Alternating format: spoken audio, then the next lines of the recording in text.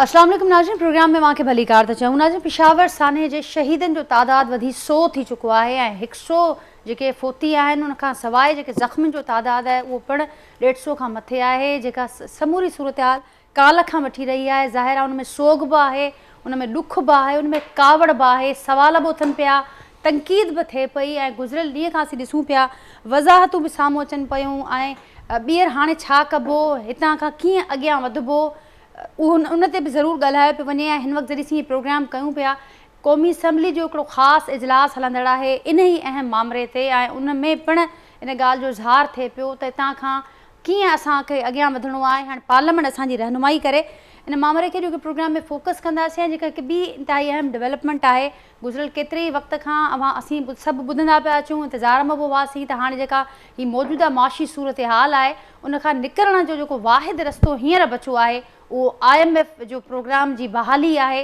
हाणे हींअर ॻाल्हियुनि जो आगाज़ थी चुको आहे, पर आवाम जो साह मुठ में आहे हिन वक़्तु, छाकाणि त अॻी जॾहिं ही ॻाल्हियुनि जो शुरूआति थियणी हुई उन खां अॻु ॾुखियनि जो सख़्तु फ़ैसिलनि जो आगाज़ थी चुको आहे, उनजा असर अचणु शुरू थी विया आहिनि। इन करे हाणे उनजो इंतज़ारु थिए पियो त हीउ प्रोग्राम थींदो, त हीउ प्रोग्राम जेका मुआशी ॾुखियायूं आहिनि असांजूं उन मां हिन मुल्क खे कढंदो या अञा बहितर उहे ॾुखियायूं ईंदड़ ॾींहंनि में वधंदियूं। अॼु के प्रोग्राम उनखे डिस्कस कंदासीं। जेको पैनल मूंसां गॾु मौजूदु आहे उनजे तारुफ़ सां कराईंदसि। कराची स्टूडियो में मूंखे जॉइन कियो आहे डॉक्टर मिर्ज़ा इख्तियार बेग साहब आहिनि, नामियारा इकोनॉमिस्ट आहिनि, सनतकार आहिनि, मूंसां गॾु कराची स्टूडियो में मौजूदु आहिनि। बेग साहब, वेलकम करती हूँ आपको प्रोग्राम में। जमील अहमद साहब आहिनि, नाज़रीन अॻोड़ा सफ़ीर बि आहिनि ऐं तजिया निगार बि आहिनि, मूंसां गॾु हिन प्रोग्राम में वीडियो लिंक ज़रिए शरीक आहिनि। फिरदोस शमीम नक़वी साहब, पाकिस्तान तहरीक इंसाफ़ जो ताल्लुक़ आहे, सीनियर अॻवान आहिनि, वीडियो लिंक ते मूंसां गॾु जो कि प्रोग्राम में मौजूदु हूंदा। ऐं ग़ज़ाला सियाल साहिबा पाकिस्तान पीपल्स पार्टी सां ताल्लुक़ रखंदड़ MP आहिनि, मूंसां गॾु हिन प्रोग्राम में फ़ोन लाइन ज़रिए शरीक आहिनि। मां सभिनी खे भली कार चवां थी हिन प्रोग्राम में और सभिनी जी इजाज़त सां। बेग साहब, आपसे आगाज़ करती हूँ प्रोग्राम का। IMF इंतहाई अहम डेवलपमेंट और ये बिल आखिर ये हुकूमत घुटने टेकने पर मजबूर हो गई, लेकिन साथ साथ ये भी बताया गया कि इसके अलावा कोई और हमारे पास ऑप्शन बचा नहीं, कोई और रास्ता नहीं था। लेकिन अब इसके आगे की क्या पिक्चर होगी, इसके आगे अब कैसे हम आगे बढ़ेंगे, वो आप हमें ज़रूर बताइए। पहली चीज़ तो यह है कि बिल्कुल आपने सही कहा कि मैंने अपने तमाम कॉलमों में टीवी इंटरव्यूज़ में ज़ोर देता रहा हूँ कि फ़ौरन से पेशतर आप IMF के साथ एग्रीमेंट करें, क्योंकि जितनी ताख़िर हुई है जितने में हमारे डॉलर ड्रेन आउट हुए हैं, जितने डॉलर का इनफ्लो रुका हुआ था, तो हमारे रिज़र्व जो हैं बिल्कुल ख़त्म हो गए। रुपये पे दबाव आया तो आपने ये देखा आर्टिफिशियली रोका हुआ था जो उसकी हकीकी वैल्यू नहीं थी। और फिर जब IMF से फाइनली ये जहन बनाया कि उसकी जो मुतालबात हैं, जो उनकी रिक्वायरमेंट्स है वो हम पूरी करेंगे, और पहली उनकी रिक्वायरमेंट थी कि फ्री फ्लोट करें रुपये को, यानी रुपये को आप आज़ाद कर दें। रुपये की हकीकी वैल्यू जो है डिमांड एंड सप्लाई मैकेनिज़्म में वो मार्केट तय करेगी। और जब ये करा तो आपने ये देखा कि 39 रुपीज़ अब तक तकरीबन 40 रुपये जो 15% बनता है रुपये डी वैल्यू हो गया, उसने कदर खो दी, क्योंकि उसके पैर में इतनी ताकत नहीं थी वो खड़ा हो सके मार्केट में जहाँ डॉलर की तलब थी। पहली चीज़।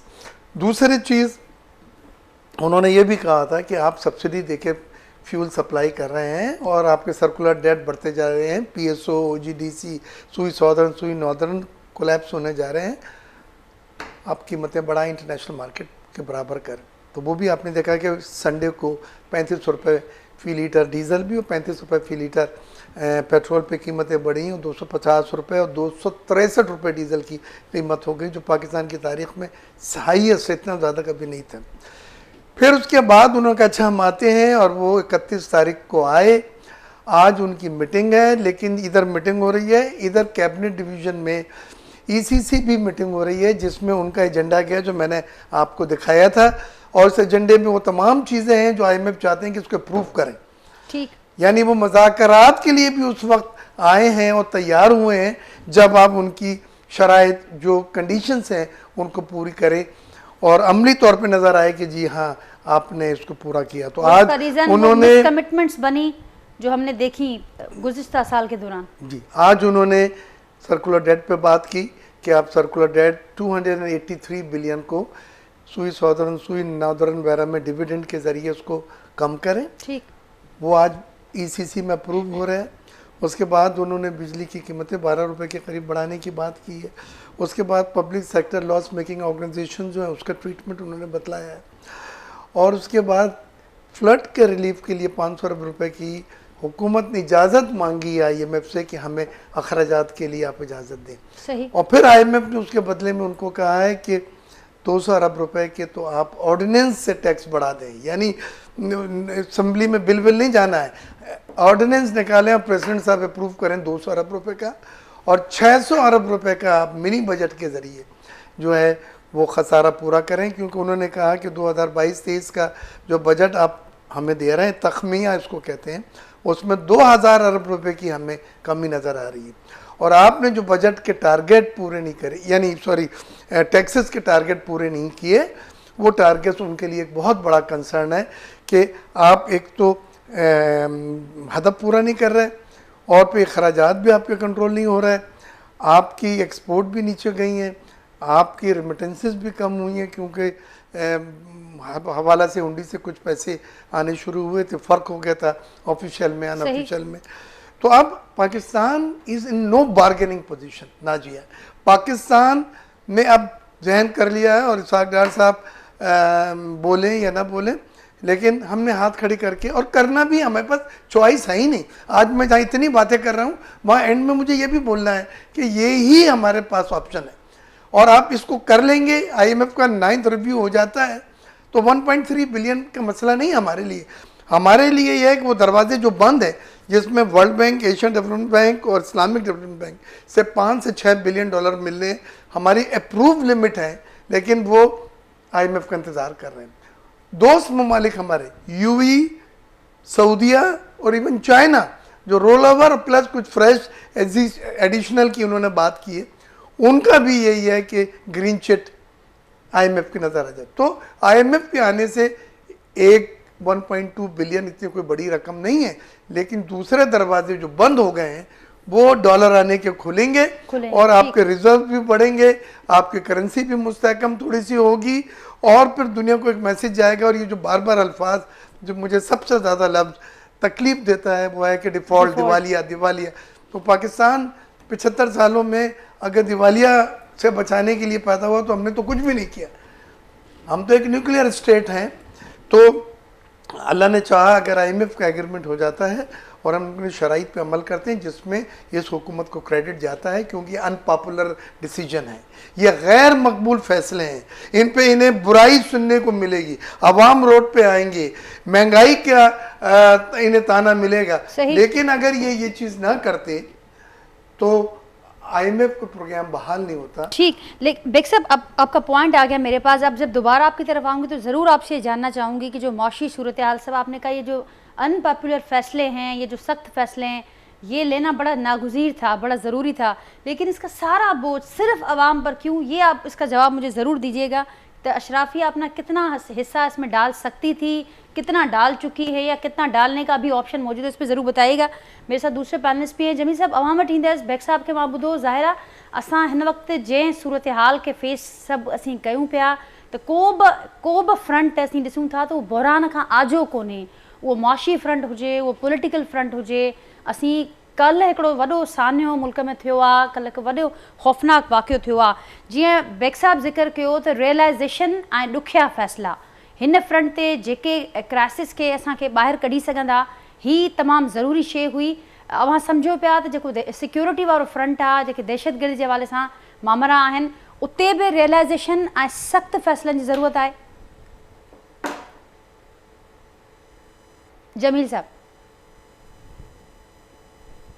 यकीनन आहे, सख़्तु फ़ैसिलनि जी ज़रूरत यकीनन आहे, पर उते असांखे पोइ पैसा भी खपंदा, असांखे को उन लाइ बजट भी खपंदी, ऐं एतिरो बजट जो प्रेशर जेको तव्हांखे पहिरियां ई बेग सां ॿुधायो आहे, इहो असां ते बजट जी जेको प्रेशर आहे, ऐं उन ते अञा वधीक जेको असां जो आहे जेको कापुरो धक जेको लॻंदो, उहो इहो लॻंदो त हाणे फ्यूल शॉर्टेज थियण वारी आहे। ऐं इन करे थियण वारी आहे त जेका फ्यूल लोड थियणो हो, असांजो जहाज़ लोड थियणो हो जनवरी 13 जनवरी ते, उहो ऑर्डर कैंसिल थी वियो।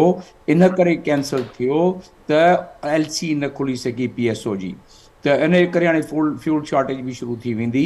जेॾी महिल फ्यूल शॉर्टेज थींदी त ऐं बाय द वे असांखे फ्यूल लाइ डॉलर जेके खपनि उहे 1.3 बिलियन असांखे रिक्वायर्ड हूंदा आहिनि मंथली बेसिस ते। त उन लिहाज़ सां ॾिठो वञे त हिकिड़ो बोझ 2,000 बिलियन रुपीज़ जो जेको असांखे IMF पॉइंट कयो आहे उन सां लॻोलॻ असांखे इहे पैसा ॾोकड़ बि अरेंज करणा पवंदा। बाक़ी रिमेनिंग असांजो फिस्कल ईयर मां नथो टच कयां उन्हनि पॉइंट्स खे जंहिं पॉइंट्स खे पहिरियां मूंसां डिस्कस थी चुको आहे। मां उन खां अलावा तव्हांजे साम्हूं उहे जेके पॉइंट्स तव्हांजे नाज़रीन जे साम्हूं रखां थो पियो, जेके हाणे असां लाइ प्रॉब्लम अची बीठी आहे त डॉलर बि ठीकु आहे, उहो थी वियो डीवैल्यू, ओपन थी वियो, ऐं उन जो इम्पैक्ट जेको थियो उहा बि असांखे ख़बर आहे त केतिरो डॉलर जो असांखे इम्पैक्ट पियो। उहे सभु शयूं असांजी आॾियूं आहिनि। पर उन खां अलावा जेके IMF जे तरफ़ां अॼु असांखे ॿुध थी आहे, ॿुधणी थी आहे, या जेकी असांखे थोरी इतलाह मिली आहे उहा उन मूजिबि उहे चवनि था पिया त जेके सैलरी पैसा आहिनि ऐं नॉन एसेंशियल जेके सिविल ऐं सिक्योरिटी जो कास्ट आहे उनजो घटायो। हाणे सिक्योरिटी जो कास्ट हिकिड़ी साइड ते सिक्योरिटी जा ख़तरा था वधनि, ॿी साइड ते IMF वारा चवनि था कास्ट घटायो। ऐं उन खां अलावा उहे चवनि था पिया त IMF जेको आहे उहो चवे थो कैबिनेट जो साइज़ बि घटायो। उन खां अलावा चवनि था डोमेस्टिक एंड एक्सटर्नल जेके सस्टेनेबिलिटी आहे उन बारे में तव्हां प्रॉपर हिकिड़ो फंक्शनिंग ऐं फॉरेक्स जी पॉलिसी कयो। मतिलबु इहे टफ इन करे आहिनि त ऐं उन ॼाणे इहे टफ कंडीशन कया आहिनि ऐं उन जो सबबु बि कुझु कुझु डिस्कस थी वियो आहे ऐं कुझु मां डिस्कस कुझु पॉइंट साम्हूं पेश कयां थो पियो त 30% त असां ऑलरेडी पॉवर्टी लाइन में असांजा माण्हू आहिनि। माण्हुनि जो छा थींदो, तव्हांजा नाज़रीन जेके आहिनि उहे जेके ॾिसनि था पिया उन्हनि खे फ़िक्र इहा आहे त असां छा थींदो। ऐं उन में 30% जेके आहिनि त 30 सैकड़ो उहे ते ऑलरेडी बिलो द पॉवर्टी लाइन आहिनि। जेके पॉवर्टी लाइन ते आहिनि उहे सभु मिलाए 50% जे क़रीब थी था वञनि। सर्कुलर असां वटि डेट जेका आहे 2.5 ट्रिलियन फ़क़ति पावर सेक्टर में आहे। ही सभु अंग खर मूं रखिया। हाणे अचूं था पिया त जीअं ॻाल्हि अॻूं हले पई त छा इन खां अलावा ॿियो कोई चॉइस आहे असां वटि। हुकूमत 9 महीननि में चाहे हा त उन्हनि वटि चॉइसिस हुयूं।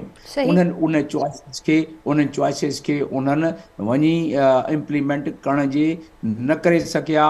पंहिंजे सियासी उन में मसइले में लॻा रहिया।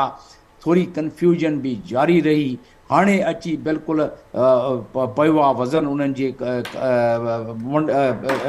मथे ते हाणे उहो सोचनि था पिया त IMF जेको चवे थी पई उन खां अलावा रस्तो न आहे, उहो मञिणो पवंदो। हाणे इन मुल्क खे जा माण्हू जेके आहिनि, इन मुल्क जा वासी, इन प्रोविंस जा वासी, इन सूबे जा वासी, उहे अञा पंहिंजो बेल्ट टाइट करे वठनि। पर हू बेल्ट छा टाइट कनि, उनखे हिकिड़े वेले जी मानी हाणे ॾुखी थी पई आहे त इन खां बाद त उन्हनि जो जेको हशुर नशुर थी पवंदो ऐं उन हशुर नशर जे करे उहे रोडनि ते अची वेंदा। जेॾीमहिल रोडनि ते अची वेंदा त लॉ एंड ऑर्डर सिचुएशन जो वेतर वधंदो ऐं उन में पोइ किथां पैसा आणंदा त उनखे कंट्रोल कंदासूं। आहे सूरत हाल जेका आहे इहा तमामु हिकिड़ी तशवीशनाक आहे। पर इन जो हिकिड़ो सवलो हल आहे। असांजा बिज़नेसमैन पंहिंजी जाइ ते, पर इन्हनि खे खपे त को अहिड़ा प्रोडक्ट्स लॉन्च कनि जंहिंमें असां वटि कुझु पैसा असां वटि अचनि, को डॉलर अचनि कर्ज़ खां अलावा, IMF खां अलावा। छो जो IMF जेके कंडीशन कया आहिनि उन ते हुकूमत टाइम वरितो आहे। हाणे उहो टाइम वठंदी, जेतिरो टाइम हुकूमत लॻाईंदी। जीअं PTI वारनि 28 फरवरी जो साइन न कयो IMF जो जेको मुआइदो, उन जे करे 3 महीना डिले थियो त उहो असां भोॻियोसीं। हाणे जेके इहे डिले कंदा असां इन खां वधीक भोॻींदासूं। त इन लाइ डिले कोई चॉइस न आहे। पर IMF खां इन्हनि टाइम वरितो आहे। हाणे ॾिसूं त केतिरो टाइम, केतिरा ॾींहं वठनि था, केतिरा हफ़्ता था वठनि, त उन जो नुक़सान बि असांखे थींदो। हाणे सुवाल इहो पैदा थिए थो पियो त असां वटि रस्ता कहिड़ा आहिनि। ही त सभु थिया मसइला। रस्ता इहे आहिनि त out of the box solution. Out of the box solution में 4 सोल्यूशन मां अध सेकेंड मिनट जो तव्हांखे ॿुधाए छॾियां। नंबर 1 इहो आहे त त रिमिटेंस चवणु सवलो आहे। मां जेॾी महिल सफ़ीर हुउसि त 1 बिलियन जी रिमिटेंस जेॾी महिल पोस्टिंग थी मुंहिंजी, जंहिं ॾींहं ते जेॾी महिल मां पोस्टिंग छॾी स्टेट बैंक जे फिगर मुताबिक़ 3.2 बिलियन करे आयो। कयोसि छा मां? कुझु ख़ासि न। माण्हुनि खे जेको सर्टिफिकेट मां ॾिना हुकूमत पाकिस्तान जी तरफ़ां, टीवी ते उन्हनि जा फ़ोटा आया, एम्बेसी में उन्हनि खे ख़ासि रिआयत ॾिनी वई त तव्हां जेॾी महिल चाहियो हीअ 10,000 तव्हांजे पाकिस्तान पंहिंजे घरनि में मोकिलियो था पिया, असां तव्हांखे हीअ सनद ॾींदासूं।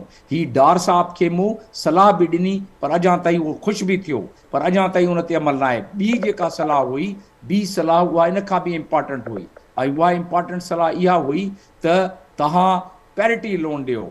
तव्हां वटि ॿिया जेके बिज़नेस मैन वेठा आहिनि उहे ॿुधाईंदा पैरिटी लोन में जेके मां सफ़ीर हुउसि त हुतां जा महिनत कश जेके तबिको हो उहे चाहींदा हुआ त असां वटि जेके 10,000 आहिनि असांखे तक़रीबन को 2-3 लख ॿिया खपनि, लोन ॾियारे छॾियो, असां इहे पियारे छॾींदासूं फॉरेन एक्सचेंज में। उहो पैरिटी लोन जे 10-15 सैकड़ो करे छॾनि। अहिड़े हिसाब सां असां वटि ज़मीनूं पयूं आहिनि जेके गैराबाद आहिनि, ओवरसीज़ पाकिस्तान खे ऑफर कनि, उहो बुकिंग जीअं फ्लैट बुक कराईंदा आहिनि, ज़मीन बुक कराईंदा, FWO खे मिलाए उन्हनि सां डेवलप कराए कोऑपरेटिव फार्मिंग करे था सघनि। इन तरीक़े जा ॿिया तरीक़ा आहिनि जंहिंमें मथे हफ़्ते में डॉलर असांखे अची था सघनि, मथे हफ़्ते में असां डॉलर शुरू थी पवंदा, जेके मां तव्हांखे गणाया। इन में घटि 4 खां 5 बिलियन डॉलर इन्हनि खे 3 महीननि जे अंदरि मिली था सघनि। हाणे इन्हनि खे ऑटोमेटिकली होश ईंदो त तव्हां ॾिसंदव त इन्हनि में कुझु न कुझु अमल दरामद थियणु शुरू थी पवंदो। मां जी ॻाल्हि खे अॻियां वधाईंदे मां फिरदौस शमीम नकवी साहब आप मेरे साथ हैं लाइन पर मौजूद?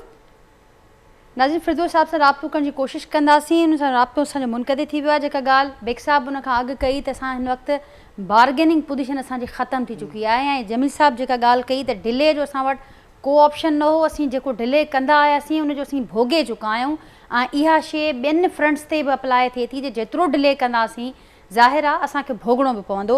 मूंसां गॾु हुकूमती पासे खां ग़ज़ाला सियाल साहिबा आहिनि, पाकिस्तान पीपल्स पार्टी सां जो तालुक़ु आहे। ग़ज़ाला साहिबा, तव्हां बेग साहब खे ॿुधो, जमील साहब खे ॿुधो, ज़ाहिर आहे को बि फ्रंट असीं जॾहिं ॾिसूं था त अनफॉर्चुनेटली उहो बहरान खां आजो नज़र न पियो अचे। हुकूमत जो अवां पार्ट आहियो, अवाम अरहाना ॾिसे पियो त हीउ जेको डिले थियो उनजे करे बि भोगियोसीं। हाणे जेका सूरत हाल आहे, सख़्तु फ़ैसिला करण जी, उन्हनि खे निभाइण जी सख़्तु ज़रूरत आहे। केतिरी तयारु आहे हुकूमत इन सभु लाइ? जी बिल्कुलु नाज़िया, तमामु बहितरीन जमील साहब ऐं बेग साहब जेके ॻाल्हियूं कयूं त असांखे इहो IMF जो जेको आहे असांखे वठिणो पवंदो, उन्हनि खां कर्ज़ु वठिणो पवंदो, न त असांजी मैशत जेका आहे फ्यूल बि कोन्हे को। फेबरवरी में इहा काफ़ी ॾींहंनि खां असां ॿुधंदा पिया अचूं त मथियो महीनो अगरि असां न करे सघियासीं त असांखे तेल बि न मिलंदो ऐं गाॾियूं सभु थी वेंदियूं। महांगाई जो बोझ जेको आहे सभिनी ते पियो आहे। ग़रीब त वीचारा उन्हनि खे कोई माली मदद ॾियणु, बसि हिकिड़ो इहो प्रोग्राम आहे जेको बेनज़ीर इनकम सपोर्ट प्रोग्राम, उहो बि थोरो आहे। 7,000 रुपया उन्हनि खे मिलंदा आहिनि 3 महीननि जा औरतुनि खे। बहरहाल उन सां त उन्हनि जी कोन, असां वटि बेगिंग वधी वई आहे, पिन जो रस्तो वधी वियो आहे। तव्हां हर जाइ ते ॾिसंदव त तमामु घणा माण्हू रोडनि ते निकिरी आया आहिनि पिननि जे लाइ। असां वटि मां इहो चवंदमि त सूरत हाल वाक़ई ख़राबु आहे। असां IMF जूं शर्तूं मञूंसीं त असांजो गाॾो हलंदो, न त असां सभु जेके आहिनि बीही वेंदासीं। बहरहाल हुकूमत जीअं अदा वारनि ॿुधायो, बेग साहब बि ॿुधायो ऐं जमील साहब ॿुधायो त इन्हनि खे मशवरत करणी आहे ऐं कैबिनेट मीटिंग बि आहे ऐं इजलास बि घुराईंदा। पर ऑर्डिनेंस जीअं बेग साहब ॿुधायो त तव्हांखे IMF जो तमामु वॾो प्रेशर आहे त अगरि तव्हां इहे तेल बि न वधाईंदव, बिजली जा बिल बि न वधाईंदव त तव्हां असांखे कर्ज़ जेको आहे हुननि खे ॾियणो आहे। ठीकु, पर अवाम पुछे पियो त हीउ सॼो भार रुॻो असां मथां छो पियो अचे? न त सभिनी ते भार पवंदो न, भार सभिनी ते, जेके जिन्हनि वटि गाॾियूं आहिनि उन्हनि ते वधीक पवंदो। ग़रीब अवाम ते गाॾियूं कोन्हनि के त उन्हनि खे हिकु वेले जी मानी जेका आहे उहा मुश्किल थींदी। मोटरसाइकिल बि न हलाए सघंदा ग़रीब जेके मोटरसाइकिल जंहिं वटि आहिनि। ऐं ज़ाहिर आहे जॾहिं पेट्रोल वधंदो त ज़िंदगी जो जेके सभु शोबान उहे सभु मुतासिर थियनि था। हिकिड़ो ॿियो मां तव्हांखे ॿुधाईंदमि त जीअं अदा ॿुधायो त फूड जेके आहिनि असांखे, जेके ताजिर आहिनि, जिन्हनि वटि फैक्ट्रियूं आहिनि, जिन्हनि वटि इंडस्ट्रियूं आहिनि, असांजो हाणे ॾिसो बारिशनि में इलाही तबाही थी वई आहे। असांजा एग्रीकल्चर ते कापारी न सघो त तो पाणी आयो आहे पर पाणी अञा ताईं बीठो आहे काफ़ी ज़िलनि में, त इन जो बि असांखे नुक़सानु थींदो ऐं असांखे हेल्प कनि था जेके जंहिं एरियाज़ में जो सैलाब आयो आहे ऐं बारिशूं थियूं त उन ते बि ज़ाहिर आहे उन ते वॾा एफर्ट्स खणणा पवंदा सभिनी खे, ऐं ताजरनि खे हुकूमत खे इन्हनि सभिनी खे विहारणो पवंदो गॾिजी।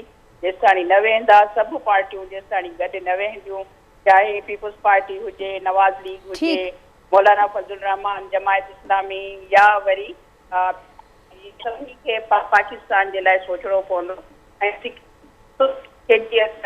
में तमामु सुठो माहौल थी वियो। हेॾा हादसा न पिया जंहिंमें 100 खां मथे पुलिस वारा ऐं ॿिया कहिड़ी शहीद थिया आहिनि, तमामु अफ़सोस थियो, तमामु मां हुनजी मज़म्मत थी कयां। बहरहाल असांखे मां वॾा एफर्ट्स सुठो वक़्तु आहे असां वटि सभिनी ते, चाहे पैसे वारो हुजे चाहे सभिनी ॾिना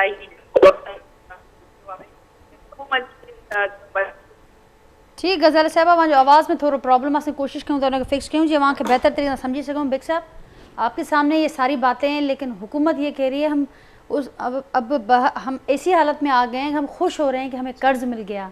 चलें, कर्ज़ आगे चलाना उसके लिए बड़ा ज़रूरी है, लेकिन कब हम अपने पैरों पर खड़े होंगे, वो कोई ऐसी कोई पॉलिसी स्ट्रैटेजी। जमील साहब ने बड़ी अच्छी रिकमेंडेशंस दी, कुछ उन्होंने जिक्र किया कि वो आगे भी पहुंच चुकी हैं, लेकिन ऐसा कोई प्रोग्राम आपके नॉलेज में हो कि हुकूमत इस पर सोच रही है? आपके सब बातों का जवाब एक है, और वो जवाब ये है कि जब तक हमारे यहाँ पॉलिटिकल स्टेबिलिटी और कंसिस्टेंस ऑफ पॉलिसीज़ नहीं होता, ये सब चीज़ें जो आप हमें सिर्फ बातें हैं, ये इससे हमें कुछ हासिल नहीं हो पाएगा। हमें तमाम सियासी जमातों को चाहिए कि एक चार्टर ऑफ इकोनॉमी बना लें, उसमें long term, short term and medium term अपने गोल्स रखें। उसमें जो नेशनल प्रोजेक्ट्स हैं जैसे CPEC है, ये नेशनल प्रोजेक्ट है, ना ये PTI का है, ना ये PPP का है, ना मुस्लिम लीग नून का, ये कौम का, पाकिस्तान का एक नेशनल प्रोजेक्ट है। उनकी प्रायोरिटीज इस पहला आउट। अब ये क्या बात होती है कि PTI तो उन्होंने CPEC को डोल ड्रम में डाल दिया और मिनिस्टर साहब कहते हैं जी होल्ड ऑन, प्रोजेक्ट हो जाएंगे, हम रिव्यू करना चाहेंगे। ये चीज़ें इन्वेस्टर्स को बहुत अपसेट किया है, इससे चाइना बहुत नाराज़ था, जिसकी वजह से उन्होंने हाथ खींच लिया था। तो ये तमाम चीज़ें हमारे लिए सबसे ज़्यादा नुकसानदेह हैं कि आप पॉलिटिकल एफिलिएशन से इर्रिस्पेक्टिव मुल्क के मफाद में जो प्रोजेक्ट हैं उनको वही तरजीहात में रखें। ये नहीं है कि आप गए तो उन्होंने आपके प्रोजेक्ट को उतार के नीचे डाला और अपने 2 प्रोजेक्ट रखे दिए। एक तो हमें ये चीज़ करना होगा कि हमें इसका कानून पास करना है, या तो इकोनॉमिक चार्टर ऑफ इकोनॉमी बनाने के लिए हम ये नहीं कह रहे कि आप हर चीज़ें उसमें डाल दें। चंद बड़े प्रोजेक्ट आइडेंटिफाई कर लें, रेकोडेक का है या CPEC के हैं या कालाबाग डैम है, या उन पर तमाम इत्तेफाक हुआ वो, और वो 5, 10, 15 साल इत्तेफाक कोई सियासी जमात आए कोई जाए। एक तो ये चीज़ है। दूसरी चीज़ हमने अपने यहाँ जो बुरी हालत देखी वो इसलिए है कि हम अक्रॉस द बोर्ड सब्सिडी देते हैं, यानी गरीब को भी अमीर को भी। पेट्रोल आपने सस्ता करा तो उसको मर्सिडीज़ गाड़ी वाले को भी फ़ायदा हो रहा है, और रिक्शा वाले को, टैक्सी वाले को या मोटरसाइकिल वाले बेचारे को जिसको होना चाहिए वो भी हो रहा है। जबकि दुनिया में टारगेटेड सब्सिडी का मॉडल कामयाब है। टारगेटेड सब्सिडी में आप उस सेगमेंट को सब्सिडी देते हैं जो अफोर्ड नहीं कर सकता है, ठीक, जो अफोर्ड नहीं कर सकता। और इसमें मिसाल के तौर पे आप 300 यूनिट तक को बिजली वाले को अगर प्राइस में कुछ कमी करते हैं, ऊपर वालों को बढ़ाएं, आप कौमी ख़जाने पे बोझ ना पड़े, लेकिन लोड उनको डालें जो अफोर्ड कर सकते हैं। ये भी हमारे यहाँ नहीं होता। हमारे यहाँ बिजली की कीमत कम होती है तो सबके लिए, वो लोग जो स्विमिंग पूल में हीटर लगाते हैं वो भी उससे बेनिफिट होते हैं, और एक पंखा चलाने वाला जो बेचारा वो भी। तो पहली चीज़ तो मैं ये कहता हूँ कि आपने ये कहा कि गरीब आदमी, मैं कहता हूँ हुकूमत को टारगेटेड सब्सिडी की तरफ जाना होगा। दूसरी एक चीज़ और है कि हमें भी अपना माइंडसेट बदलना है। आने वाला वक्त बहुत सख्त है, अल्लाह करे मैं गलत हूँ, लेकिन बहुत सख्त है। महंगाई, मुझे 5-6 आदमियों ने आज से फ़ोन करके ये बोला है कि के इलेक्ट्रिक हमारे बिलों की किस्तें करवा दें। हम पे नहीं कर सकते। ये शरीफ पोश आदमी है जो मीडियम क्लास जिसको आप कहती हैं, सही।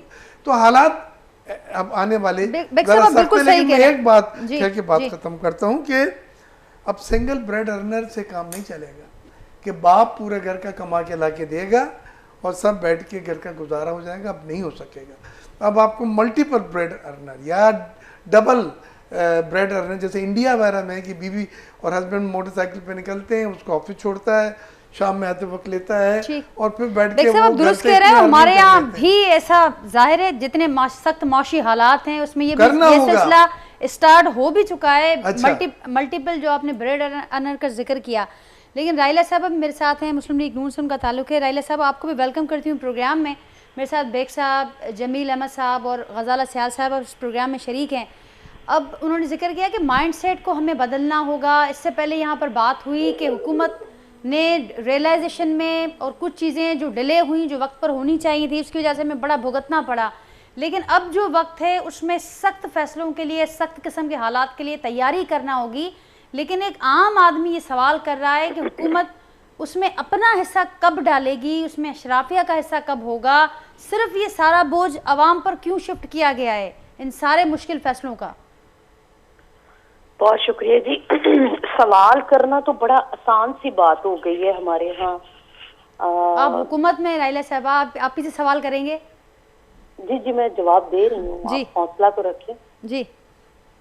आप थोड़ा सा हौसला रखेंगे तो मैं जवाब दे पाऊंगी। बिल्कुल। अब हौसले भी जो जिस किस्म के हालात हैं, चलिए आप कंटिन्यू करें, आवाम सुनना चाहते हैं। जी जी जी बिल्कुल।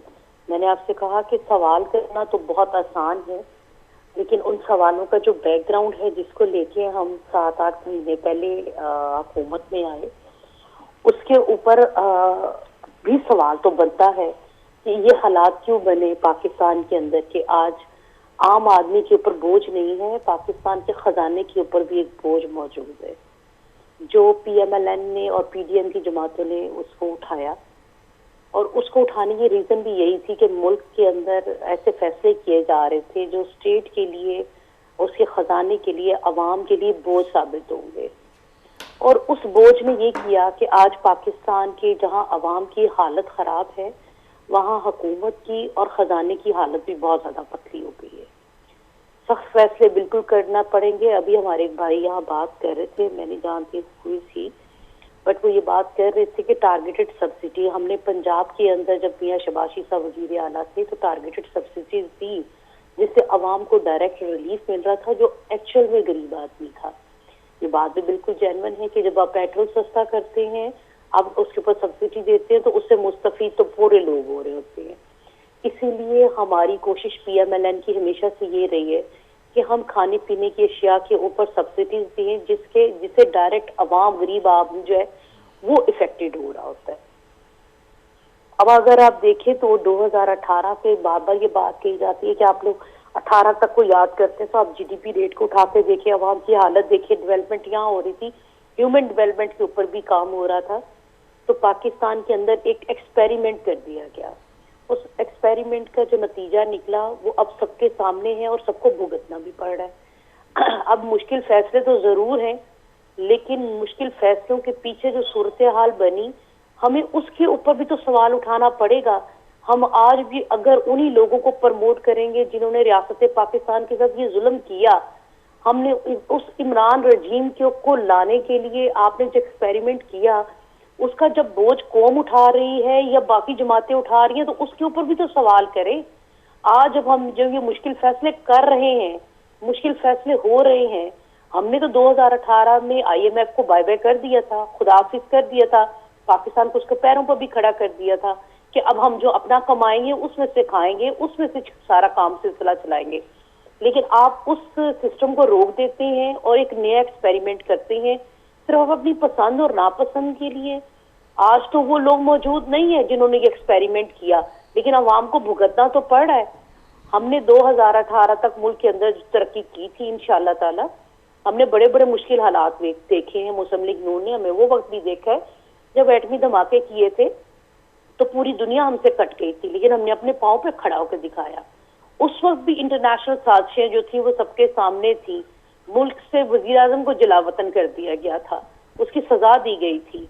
फिर उसके बाद आप ये देखिए कि सारे मामला बने। इंशाल्लाह ताला हमने बड़े मुश्किल वक्त देखे हैं PMLN ने। अवाम की बिल्कुल हालत बहुत पतली है इस वक्त, हम इसे बिल्कुल ये एग्री करते हैं, हम भी उन्हीं अवाम में शामिल है। लेकिन क्योंकि ये मुश्किल वक्त है, मुश्किल फैसले करने पड़ रहे हैं, अगर हमें रियासत पाकिस्तान को खड़ा करना है, अवाम की हालत बेहतर करनी है, तो मुश्किल फैसलों के साथ अपने लीडरान के विजन के साथ हमें खड़ा होना पड़ेगा। मुश्किल फैसलों में अवाम को हर सूरत में अपनी रियासत के साथ खड़ा होना पड़ेगा, तभी हम आने वाली अपनी नस्लों को भी बचा सकेंगे। और खुदा खैर करे तो रियासत पाकिस्तान की तरफ मैली आंख जो उठती है उसको भी हम तभी रोक सकेंगे। ठीक रायला साहब, तफसीली हमने आपका मौक़िफ़ सुना, लेकिन आपने फरमाया कि 9 माह पहले जो सब कुछ हुआ उस पर काश ये जो बातें आप जो आपने की हैं वो 9 माह पहले अगर हो जाती, उस वक्त तो आवाम को ये बताया गया कि बड़े वादे भी किए गए, ये भी बताया गया कि ये जो करके गए या ये जो करके जा रहे हैं, हमारे पास अच्छा होमवर्क है, हमारी अच्छी तैयारी है। उस वक्त आवाम से ये नहीं कहा गया कि आने वाले 9 माह के बाद भी आवाम को मुश्किल फैसले बर्दाश्त करने का दर्ज दिया जाएगा। देखिए थोड़ा सा हमने ये बताया, हमने सच बताया, मुल्क तो डिफॉल्ट की तरफ जा चुका था। क्या हमने पाकिस्तान को डिफॉल्ट होने से नहीं बचाया? ये तो खुद अपने मुंह से भी जो है इकरार कर रहे हैं इन बातों का कि हम जो है माइंस बिछा के गए हैं पाकिस्तान के लिए, और उसके ऊपर अब चलकर ये जो लोग गुजरेंगे तो वो माइंस से तबाह बर्बाद ही होंगे। तो अपने इनके कारिंदे हो या इनके अपने मेंबरान हो, इमरान खान खुद हो, वो तो इकरार कर रहा था इस बात पर कि हमने ये किया। आपने ड्यूरिंग अपनी इक्तदार के आपने जो रियासत पाकिस्तान के साथ जो जुल्म किया, क्या मेरा उसके ऊपर सवाल नहीं बनता? आज ठीक करने वालों के ऊपर तो सवाल जरूर बन रहे हैं कि आप डिफॉल्ट की तरफ को पाकिस्तान को ले गए, लेकिन जब डिफॉल्ट से पाकिस्तान को बचाया अर्ली डेज के अंदर, उसके ऊपर कोई बात नहीं कर रहा। या फिर आज हम मुश्किल फैसले करके अपने लिए अपनी हमने सियासत को दाव पे लगाया है, लेकिन अवाम की हालत को बेहतर करने के लिए या वापस पाकिस्तान को उसको पांव पे खड़े करने के लिए हम काम कर रहे हैं, उसके ऊपर सवाल जरूर बन रहा है। मैं तो ये कहूंगी कि आपको थोड़ा सा हौसला जरूर सबको करना पड़ेगा। ये भी वो वक्त याद रखिए जब बार बार कहा जा रहा था, मीडिया हो, इलेक्ट्रॉनिक मीडिया हो, सोशल मीडिया हो या प्रिंट मीडिया हो, कि आप कोई सवाल नहीं करेंगे, पाकिस्तान को सिर्फ 3 महीने दे दें, फिर आप 9 महीने दे दें, फिर आप 3 साल दे दें, कोई उसके ऊपर सवाल करने की सवाल ही पैदा नहीं हो रहा था। आज जो बर्बादी जो तबाही हुई उसके पीछे जो लोग खड़े हैं, खुदारा उनको भी बेनकाब करे। उन्होंने बार बार अपना वजीर खजाना क्यों बदल रहे थे? क्योंकि उनके पास कोई वर्कआउट नहीं था, उन्होंने कोई ऐसी अपनी एक्सरसाइज नहीं की रखी थी कि जिसकी वजह से पाकिस्तान को ये दिन देखने पड़ रहे हैं आज। ठीक, अब यहाँ पर भी बड़े एक्सपेरिमेंट हुए हैं और आपने जैसे फरमाया कि ज़रूर उस पर भी सवालात होने चाहिए, और उस वक्त भी सवालात ज़रूर होते थे, तनकीद भी होती थी। जमील साहब भी मेरे साथ मौजूद थे। जमील साहब, छा चवंदो वधीक न मामले ते जेका ॻाल्हि राइला साहिबा कई त ज़रूर उन्हनि माण्हुनि खां बि सवाल थियण खपनि। अॼु 9 महीननि खां पोइ इहा ॻाल्हि कनि पिया त सभिनी खे हौसले करण जी ज़रूरत आहे, हुन में ऑपोजिशन बि आहे ऐं आवाम खे बि हौसलो करण जी ज़रूरत आहे। जमील साहब, आवाम ते हौसलो उन वक़्त ताईं कंदी जेसीं ताईं उन्हनि जी पेट जी बाहि जेका आहे उहा भड़कजी न वञे। हाणे आवाम जे पेट जी बाहि जेके भड़कण शुरू थी पवंदी ते आवाम हौसलो किथां कंदा? असुल ॻाल्हि इहा आहे त असां वटि को अहिड़े मरबूत को तरीक़ो आहे न जंहिंमें असां टारगेटेड सब्सिडी करे इहे माण्हू जेके बुख मरण शुरू थी विया आहिनि या हाणे इन खां वधीक बुख मरंदा, ऐं उन्हनि खे कीअं बचाइजेसि, जेके डायरेक्ट टैक्स खे कीअं वधाइजेसि। हाणे बि जेके इहे पेट्रोलियम लेवी लॻाइनि था पिया 50 ताईं खणी था वञनि, हाणे बि जी 7.5 रुपया जेके आहिनि पर लीटर जेके वधाइनि था, अञा जेको वधी वियो त पंहिंजी जाइ ते 250 तक पहुचाए छॾियो आहे न 249 समथिंग। हाणे जेको इन खां वधीक वधण वारो आहे उहा पंहिंजी जाइ ते। हिते हाणे जेका बिजली वधंदी, ठीकु आहे, ग़रीब माण्हू जेको आहे पंहिंजो बत्ती पंहिंजी ॿारे वठंदो, जेका घासलेट वारी, ऐं घासलेट बि एतिरो महांगो थी वियो आहे, पर ग़रीब माण्हू बिना बत्ती जे बि चङो सर्वाइव करे थो सघे। पर what about the fact that they are not really getting the food to eat? Number one. Number two, as I said, that we do not have a out-of-box solution. Number four, that until what time are we going to continue doing the blame game with each other? Now we are at that stage where we have to do the crisis management. And if we don't do the crisis management, then obviously it's going to be very dark, in the scenario in front of us. And I don't want to dispel out that dark scenario. If you would like, I'll let you know about how much debt servicing we have to do and what is our situation so far as internal and external debt is concerned. ही सब शयूं जे असां बेटायूं आऊं तहां जे नाज़रीन के further जेको आहे उन्हनि खे अफ़सरदो नथो करणु चाहियां, पर इहा ॻाल्हि हक़ीक़त आहे त असां इन वक़्तु जंहिं स्टेज ते पहुची विया आहियूं उहो स्टेज वाक़ई में सीरियस स्टेज आहे, पर एट द सेम टाइम मां इहो ॿुधाए छॾियां त असांजी क़ौम जेका आहे साबिर क़ौम आहे, उन्हनि खे थोरी तव्हां उमेद जी किरण ॾेखारींदव त उहे साबिर क़ौम जेका आहे उथी बीह रहंदी। इन करे मां चवां थो पियो त इन वक़्तु 6 महीननि जी जेका पॉलिसी आहे, साल खां पोइ जेका पॉलिसी आहे, उन ते को फ़र्क़ु नथो पवे। माण्हू उन्हनि जी परेशानी जेका आहे न घटंदी उन सां। इन वक़्तु उन्हनि जी परेशानी इन ते घटंदी त जेको असांजो तेल जो जहाज़ कैंसिल थी पियो आहे, उहो तेल जो जहाज़ वरी असांखे मिले त असांजो फीफो जेको आहे सॼी माशरे जो, मईशत जो, उहो फीफो हले। जे उहो न हलंदो त ग़रीब माण्हू जेको चवनि था पिया न त मल्टीपल जॉब कनि, जॉब 10 लख माण्हू त बेरोज़गार ऊअं ई थी विया आहिनि टेक्सटाइल में 8 खां 10। बेग साहब खे वधीक ख़बर हूंदी। ऐं हू माण्हू जेके बेरोज़गार थींदा था वञनि, रोज़ानो मूं वटि माण्हू था अचनि नौकरीअ लाइ जेके बेरोज़गार थियनि था पिया इंडस्ट्रीज़ मां, त उन में मल्टीपल जॉब किथे मिलंदी माण्हुनि खे जेॾी महिल मईशत जो फीफो ई बंदि थियणु शुरू थी पवंदो। त we have to really now wake up from our hyper nation. All our leaders of all kind, whether bureaucrats and leaders, they have to really wake up. J wake up न थींदा ऐं जेके मां 4-5 पॉइंट गणाया, इन खां वधीक भी खोड़ सारा पॉइंट हूंदा। जेको भी करणो आहे, जीअं भी करणो आहे, हाणे करणो आहे, देर सां कंदा त पोइ तमामु इलाही देर थी पवंदी ऐं एतिरी देर थी पवंदी त पोइ पछताईंदा। जी बेग साहब, it's a high time. Jamil साहब ने कहा कि वेकअप कॉल है सबके लिए, साथ भी होना होगा और फिर क्राइसिस मैनेजमेंट कंसेंसस की आपने बात की, उस पर फोकस। आप क्या ऐड करना चाहेंगे इन पॉइंट्स में? जमील साहब ने बिल्कुल सही कहा है। हमें अपना रिव्यू करना पड़ेगा कि हमसे गलतियां कहाँ हुई, इररिस्पेक्टिव कौन सी पार्टी में की। मैं ब्लेम गेम बिल्कुल कायल ही नहीं हूँ, लेकिन हर बार यही देखने में आता है कि एक दूसरे को ब्लेम करते हैं। हमसे जो गलतियाँ जो सर्जस हुई वो 3-4 हैं मोटी मोटी। पहली, हमने एग्रीकल्चर सेक्टर को, जो हमारी स्ट्रेंथ होती थी पाकिस्तान की ताकत, उसको इग्नोर किया।